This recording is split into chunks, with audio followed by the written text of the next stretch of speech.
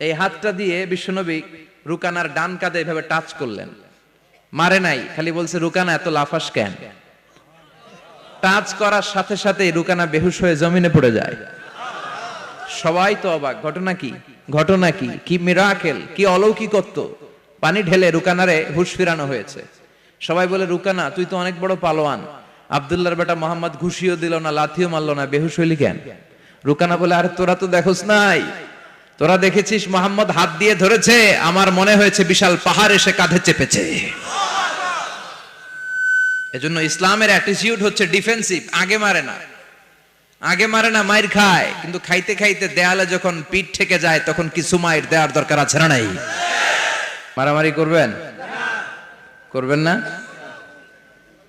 কিন্তু মারামারির নামে কিন্তু আল্লাহ কোরআনে একটা সূরাই দিয়েছে, সূরাতুল মুজাদালা। মুজাদালা মানে মারামারি করা, ঝগড়া করা। ঝগড়ার নামে আল্লাহ একটা সূরা দিয়েছেন কোরআনে, সুবহানাল্লাহ পড়েন। কি সুন্দর কোরআন! মানব প্রয়োজনীয় এমন কিছু নাই যেটা আল্লাহ কোরআনে বাদ দিয়েছে, তাই না? মানুষের প্রয়োজনীয় সব কিছু কোরআনের ভেতরে আছে না নাই? এজন্য আল্লাহ বলেছেন এটা এমন কিতাব যে কিতাবে কোনো সন্দেহ নাই, কোনো ভুল নাই। This is the book whereof there is no doubt, no suspicion, no question in it, and a guidance to those who are muttaqin, who are muhsinin.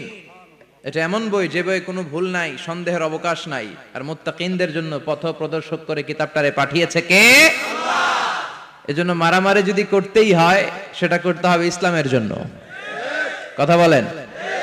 ইসলাম কিন্তু প্রথমে মারতে বলে না, ইসলাম মায়ের সহ্য করতে বলে। কথা বলেন। বিশ্বনবীর পুরো জীবনীটাকে দুই ভাগ করলে পাওয়া যায় মাক্কি জীবনী, মাদানী জীবনী। মাক্কি জীবনীতে মায়ের খেয়েছেন, মাদানী জীবনীতে খেয়েছেন আবার দিয়েছেন। চিল্লায় বলেন ঠিক কিনা? ইসলামের অ্যাটিটিউডটা হচ্ছে ডিফেন্সিভ, আত্মরক্ষামূলক। আমরা আগ বাড়িয়ে কাউরে মারি না। বিশ্বনবী ওনার জীবনে কখনো আগ বাড়িয়ে কাউরে মারতেন না। এর কারণ নবীর মায়ের হজম করার মতো বাপের বেটা মক্কা মদিনার জমিনে ছিল না। চিল্লায় বলেন ঠিক কিনা? আরেকটা কায়দা জেনে নেন, নবী যাকে মারে সে জাহান্নামী, আর যে নবীকে মারে সেও জাহান্নামী। কেউ যদি নবীকে নিহত করে ও জাহান্নামে যাবে, আর নবী যদি কাউরে নিহত করে সেও, কারণ নবী তো যেন তেন কাজে কাউরে মারবে না, ঠিক কিনা? নবী যখন হাত তুলবে এখানে কজ এন্ড ইফেক্ট আছে, ভ্যালিড রিজন আছে, এমনি এমনি নবী হাত তুলবে না। তো মক্কায় সবচেয়ে বড় কুস্তিগিরের নাম ছিল রুকানা। কি নাম? সাহাবারা বিশ্বনবীকে কখনো রুকানার কাছে যেতে দিত না। সাহাবারা ভাবতো বিশ্বনবী যদি রুকানার দরবারে যায় আর রুকানা যদি বক্সিং মেরে বসে তাহলে বিশ্বনবীর মানিজ্যত নিয়ে টানাটানি। কিন্তু বিশ্বনবী তো শুধু সিলেক্টেড কিছু পার্সোনালিটিদের জন্য নবী হয়ে আসেননি। ওমা আরসালনাকা ইল্লা রাহমাতাল লিল আলামিন, I have sent you as a mercy for the whole world, for the entire universe. ও নবী, আমি আপনাকে গোটা বিশ্বের জন্য রহমত আর বরকত করে পাঠিয়েছি। তো বিশ্বনবী একদিন ফজরের সালাত শেষে লুকিয়ে লুকিয়ে মক্কার সবচেয়ে বড় বক্সার, বক্সার চিনেন তো? বক্সার মোহাম্মদ আলীর নাম শুনছেন? আমেরিকাতে প্রথম কালিমা পড়ে মুসলমান হয়েছিল। তার এই কনভার্সনের কারণে পুরো আমেরিকা কেঁপে উঠেছিল। এরপর ইউরোপে কালিমা পড়ছে ডক্টর মরিস বুকাইলি, ইউরোপ কেঁপে উঠলো। এরপরে তামিল নায়িকা কালিমা পড়লো মানিকা রেহা মারে তিরাজ, মুসলিম হয়ে নাম দিল রাহিমা। সুবহানাল্লাহ কইবেন না? পাকিস্তানের ইউসুফ ইওয়ানা খ্রিস্টান, কালিমা পড়ে নাম দিল মোহাম্মদ ইউসুফ। নেলসন ম্যান্ডেলার আপন নাতি ম্যান্ডেলা ম্যান্ডেলা, কালিমা পড়ে মুসলমান। টনি ব্লেয়ারের আপন শালী লরেন বুথ, মিডিয়া অ্যাক্টিভিস্ট, কালিমা পড়ে মুসলমান। কিছুদিন আগে একজন ডাচ পলিটিশিয়ান যে কোরআনকে বলেছিল the scripture of Quran is a poison, কোরআন হচ্ছে একটা বিষ, and Islam is a lie, ইসলাম হচ্ছে মিথ্যা। এই ডাচ রাজনীতিবিদ এই কথা বলার পরে গত 4-5 দিন আগে সেও কালিমা পড়ে মুসলমান হয়েছে। ইসলামের এই গণজোয়ারকে ঠেকিয়ে রাখা সম্ভব? ইউরোপ আমেরিকাতে মুসলমানের সংখ্যা বাড়তেছে দিন দিন। ধারণা করা হচ্ছে 2070 সালে আমেরিকার বুকে মুসলমানরা সংখ্যাগরিষ্ঠ হয়ে যাবে। ইউরোপ আমেরিকা চষে বেড়িয়ে খুঁজে খুঁজে খ্রিস্টান পাওয়া যাবে না। মুসলমানদের করতলগত গোটা বিশ্বটাকে আল্লাহ করিয়ে দিবে। চিল্লায় বলেন ঠিক কিনা? ইসলামের বিজয় কেউ ঠেকিয়ে রাখতে পারে না। ইসলামের বৈশিষ্ট্য হচ্ছে চারা বীজের মতো। চারা বীজ মাইথার দিয়াতে কি বলেন, চারা না বীজ? ইসলাম বিরোধীরা ইসলামকে মাটির নিচে গেড়ে ফেলতে চায়, কিন্তু ওরা জানে না এটা হচ্ছে চারা বীজ। এটা গেড়ে ফেললে কি হয়? বড় গাছ হয়ে উপরে ওঠে। সুবহানাল্লাহ কইবেন না? তো বিশ্বনবী তো as a mercy for the entire universe, গোটা বিশ্বের জন্য রহমত। তিনি মক্কার সবচেয়ে বড় বক্সার রুকানার কাছে চলে গেল, যে বলল, রুকানা আসলিম তাসলাম, ইসলাম মানো শান্তিতে থাকবা, দুনিয়ায়ও থাকবা আখিরাতেও থাকবা। সুবহানাল্লাহ পড়েন। রুকানা বলে, না আব্দুল্লাহর বেটা মোহাম্মদ, আমি তো কালিমা পড়বো না, যদি বক্সিং খেলে আমারে হারায় দিতে পারো তাইলে কালিমা পড়ো। বিশ্বনবী বললেন, আমি তো বক্সিং খেলি না রে বাপ। রুকানা বলল, তাহলে আমিও কালিমা পড়ি না। বিশ্বনবী রাজি হলেন অবশেষে। ভাবলেন, আমি বক্সিং খেললে একজন যদি জাহান্নাম থেকে জান্নাতি হয়, বক্সিং খেললে সমস্যা কই? কি রহমতের নবী, কি অ্যাটিটিউড, কি পজিটিভনেস, কি প্রোঅ্যাক্টিভনেস, অলওয়েজ প্রোঅ্যাক্টিভ। সব সময় ইতিবাচক চিন্তা করতেন। নেতিবাচক চিন্তা কারে বলে বিশ্বনবী জানতই না। সুবহানাল্লাহ পড়েন। বিশ্বনবী রাজি হলেন। এবার বক্সিং খেলার পালা। রুকানা হাফ প্যান্ট পরে গায়ের মধ্যে জাইতুনের তেল মেখে এভাবে লাফাচ্ছে। আপনারা রেসলিং খেলা দেখছেন? তেল মেখে পজিশন নেয় মারার জন্য প্রতিপক্ষকে। তো বিশ্বনবী তার পজিশন নেয় না, বিশ্বনবী দাঁড়িয়ে আছে। রুকানা বলল, মোহাম্মদ আমি লাফাচ্ছি, তুমি লাফাও না কেন? তুমিও লাফাও। বিশ্বনবী বললেন, না আমি লাফাই না, কারণ আমি সেলাইবিহীন লুঙ্গি পরি। সেলাই ছাড়া লুঙ্গি পরে যদি কেউ লাফায়, বাতাসে সতর খুলে যাওয়ার সম্ভাবনা আছে না নাই? কি লাজুক নবী ছিলেন, কেউ বিশ্বনবীর লজ্জাস্থান জীবনেও দেখে নাই। হালিমাতুস সাদিয়ার বাড়িতে যখন বিশ্বনবী থাকতেন, হালিমাতুস সাদিয়া 5 বছর এই কুরাইশি মুহাম্মদ ছেলেটাকে লালন পালন করেছে। হালিমাতুস সাদিয়া বলল, এই 5 বছরের ব্যবধানে কোনোদিন কুরাইশি মুহাম্মদরে কাঁদতে দেখি নাই। ক্ষুধা পেলেও ছেলেটা কাঁদতো না, ব্যথা পেলেও কাঁদতো না, শুধু লজ্জাস্থানের জায়গা থেকে কাপড়টা সরে গেলে শিশু মুহাম্মদ চিৎকার দিয়ে উঠত। এবার মারামারির পালা। রুকানা বলে, মুহাম্মদ তুমি মারো। বিশ্বনবী বললেন, তুই মার, কারণ আমি মারলে ওই মায়ের হজম করার ক্ষমতা তোর নাই। বিশ্বনবীর এক হাতে জান্নাতি 40 জনের শক্তি ঢুকায় দিছে কে? তো বিশ্বনবী মাইট দিলে এটাও হজম করতে পারবে? কথা কর, পারবে না। এখন রুকানাও মারে না, বিশ্বনবীও মারে না, খেলাও শুরু হয় না। এখন ছবি টবি তোলা বাদ দেন, কোন ছবি তুলবেন না। এই ছেলে সিট ডাউন। বিশ্বনবীও মারে না, রুকানাও মারে না, খেলাও শুরু হয় না। এখন রুকানা বলে, মুহাম্মদ তুমি মারো। বিশ্বনবী মারে নাই, কিন্তু বিশ্বনবী ওনার ডান হাত মোবারক, কি নরম হাত, সফটার দেন সিল্ক, সিল্কের চেয়ে নরম ছিল। ওয়া কানা কাফুহু আবিয়াদু মিনাদ দিবাজ, সফটার দেন সিল্ক, রেশমের কাপড়ের চেয়েও বিশ্বনবীর হাতের তালু সফট ছিল। এই হাতটা দিয়ে বিশ্বনবী রুকানার ডান কাঁধে এভাবে টাচ করলেন। মারে নাই, খালি বলছে, রুকানা এত লাফাস কেন? টাচ করার সাথে সাথে রুকানা বেহুশ হয়ে জমিনে পড়ে যায়। সবাই তো অবাক, ঘটনা কি, ঘটনা কি, কি মিরাকেল, কি অলৌকিকত্ব। পানি ঢেলে রুকানারে হুঁশ ফিরানো হয়েছে। সবাই বলে, রুকানা তুই তো অনেক বড় পালোয়ান, আব্দুল্লাহর বেটা মোহাম্মদ ঘুষিও দিল না, লাথিও মারলো না, বেহুশ হইলি কেন? রুকানা বলে, আরে তোরা তো দেখোস নাই, তোরা দেখেছিস মোহাম্মদ হাত দিয়ে ধরেছে, আমার মনে হয়েছে বিশাল পাহাড় এসে কাঁধে চেপেছে।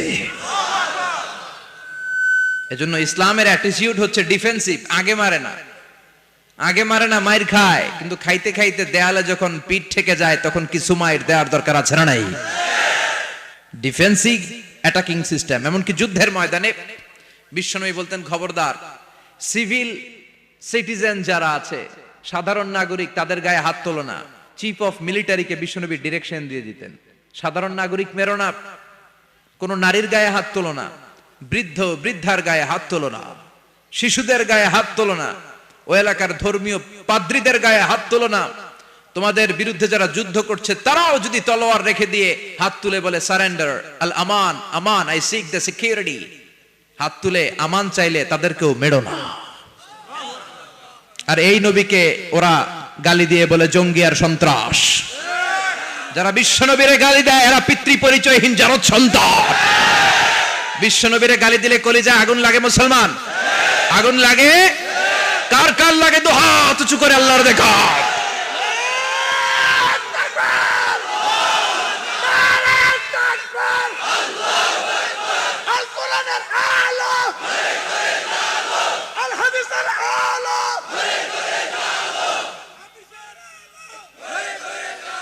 বিশ্বনবীর ভালোবাসা আল্লাহ আমাদের অন্তরে আরো বাড়িয়ে দাও। বিশ্বনবীর ভালোবাসা ছাড়া জান্নাতে যাওয়া যাবে?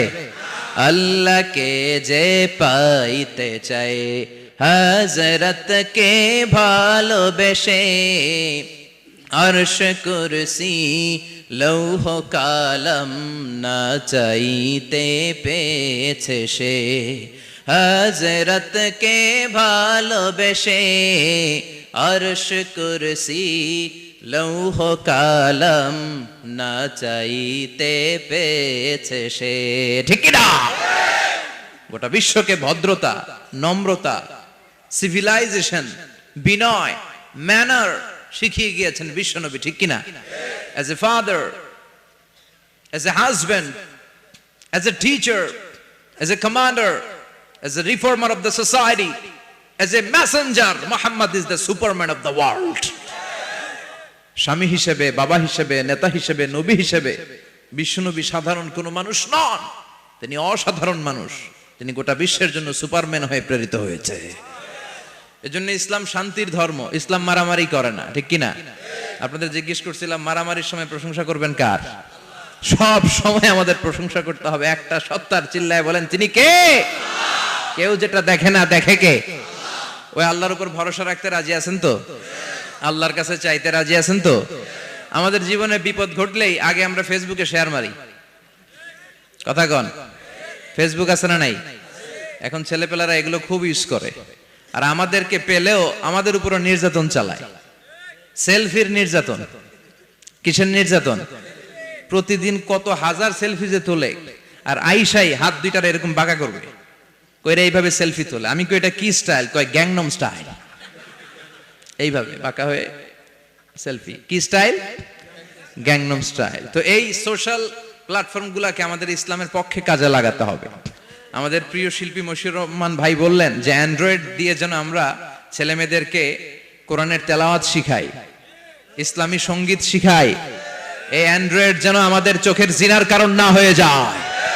এই অ্যান্ড্রয়েড ফোন যেন আমাদেরকে জাহান্নামী না বানায়। The decision is years. সিদ্ধান্ত আপনার। একটা শক্ত সিদ্ধান্ত আপনারে পারে জান্নাতের অধিবাসী বানাতে। আর আপনার দুর্বল সিদ্ধান্ত, শয়তানের হুইসপারিং, শয়তানের ওয়াসওয়াসাতে কাবু হয়ে যখন আপনি এটার মিসইউজ করবেন, এটাই আপনাকে জাহান্নামী বানাতে যথেষ্ট। The decision is yours. You have to take the right decision now. আপনাকে সিদ্ধান্ত নিতে হবে কই যাবেন, জান্নাতে না জাহান্নামে? কথা বলেন, কথা বলেন। মালিক তুমি জান্নাতে, তোমার পাশে আমায় একটি ঘর বানিয়ে দিও, একটি ঘর বানিয়ে দিও। পড়েন আমিন। The people of paradise and the people of hellfire never be equal ever. The people of paradise and heaven gain the ultimate success in life. যারা জান্নাতি আর যারা জাহান্নামী তারা কখনো সমান হতে পারে? যারা জান্নাতি তারাই সফল। এজন্য সিদ্ধান্ত আপনার। আপনার একটা শক্ত সিদ্ধান্ত আসতে হবে যে আমি কিভাবে ইউজ করব ফেসবুক, কিভাবে ইউজ করব এই মোবাইল। আল্লাহ আমাদেরকে সহি সমঝ দাও। চিল্লায় পড়েন আমিন। মাইথার দিয়া জামে মসজিদ ইসলামী পাঠাগার ও সমাজ কল্যাণ পরিষদের উদ্যোগে আজকের 22তম বার্ষিক প্রোগ্রাম। 22 বছর ধরে এই ময়দানে কোরআনের কথা হয়। আপনারা খুশি না বেজার? আল্লাহ বলেন ওয়া রাব্বাকা ফাকাব্বির, glorify the name of your lord. তোমার প্রভুর নামের বড়ত্বের ঘোষণা দাও। আসুন আমরা আল্লাহর নামের বড়ত্বের ঘোষণা দেই। আমরা ভাগাভাগি করে 3টা তাকবীর পড়ব। প্রথম তাকবীর পড়বেন যারা বিবাহিত আছেন তারা, দ্বিতীয় তাকবীর অবিবাহিত যারা তারা, তৃতীয় তাকবীর সবাই মিলে। রাগ করতেছেন? বিবাহিত কারা কারা আসছেন দেখি তো? মাশাআল্লাহ, আমিও আছি আপনাদের দলে। মশিউর ভাইও আছে ইনশাআল্লাহ। হাত নামান। অবিবাহিত কারা কারা আসছে দেখি? এই এক হাত করে তোল। সংখ্যা বাড়ানোর জন্য 2 হাত তুলতেছে। মাশাআল্লাহ, এরাও কম না, এরাও কম না। স্টেজেও আছে 2-1 জন। আল্লাহ এদেরকে তাড়াতাড়ি ডবল বানায় দাও। চিন্তা নাই, দেশে আমাদের বোনদের নারীদের সংখ্যা যেভাবে বাড়তেছে কপালে 2-3টা করে জড়তে পারে। যদিও এদেশে প্র্যাকটিসটা ওইভাবে হয় নাই, কিন্তু এটা কিন্তু সুন্নাহ। এটা কি সুন্নাহ। তো আমরা প্রথমে তাকবীর পড়ব যারা বিবাহিত আসছি তারা, এরপরে তাকবীর পড়ব যারা অবিবাহিত আসছি তারা, এরপরে সবাই মিলে। তো আমি লিল্লাহি তাকবীর বললে আপনারা শুরুতে যারা বিবাহিত ভাইরা আছেন তারা তাকবীর পড়বেন। এটার উদ্দেশ্য হচ্ছে আপনাদেরকে একটু প্রাণবন্ত করে তোলা, আপনাদের ঝিমুনি আসলে, জড়তা আসলে, কাপুরুষতা এগুলো ঝেড়ে ফেলে দিয়ে যাতে কোরআন শোনার জন্য আমরা রেডি হয়ে যাই। শুরুতে বিবাহিত ভাইরা রেডি তো? কাদের পারফরমেন্স কেমন হয় আজকে দেখব। শুরুতে বিবাহিতদের পারফরমেন্স। আমি লিল্লাহি তাকবীর বললে আল্লাহু আকবার বলা যাবে? শুরুতে আমার বিবাহিত ভাইরা পড়েন লিল্লাহি তাকবীর।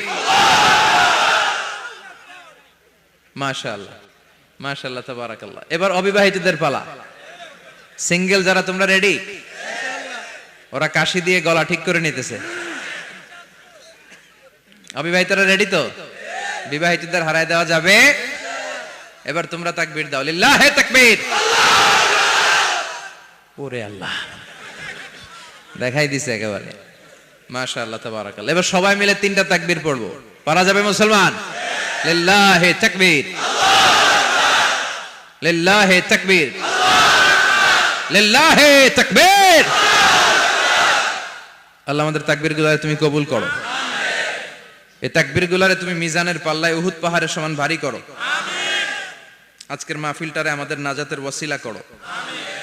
যা শুনবো শিখবো জীবনে যেন আমল করতে পারি তৌফিক দিও।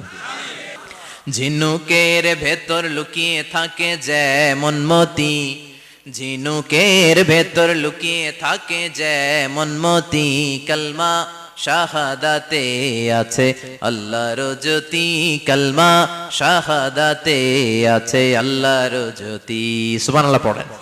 এই জ্যোতি যার হৃদয় একবার টাচ করে তার জন্য জান্নাতকে খুলে দেয় কে?